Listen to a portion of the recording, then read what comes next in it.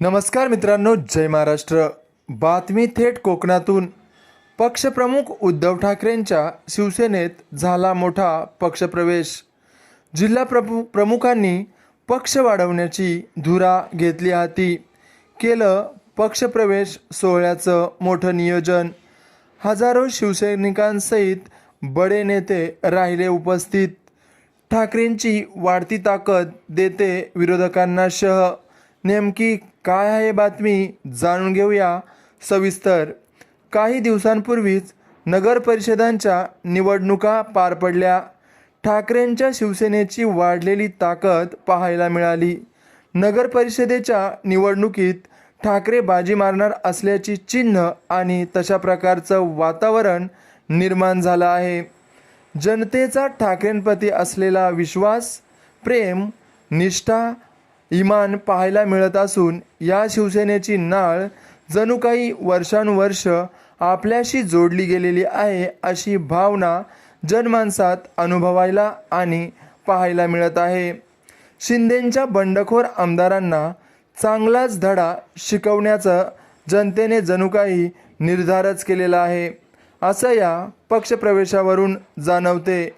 कोकण आणि शिवसेना हे नातं हिंदू हृदय सम्राट बाळासाहेबांनी स्थापन केलेल्या शिवसेनेपासून आजपर्यंत जनतेने दाखवलेला विश्वास, निष्ठा ठाकरेंशी आणि इमान भगव्याशी याची प्रचिती कोकणातील जनतेकडून पाहायला मिळते।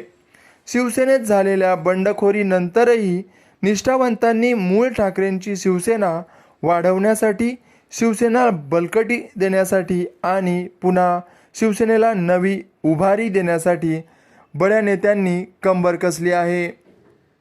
तळागाळातील असलेला सामान्य शिवसैनिक आणि त्यांचं ठाकरेंप्रती असलेलं प्रेम हेच ठाकरेंनी मिळवलं आहे।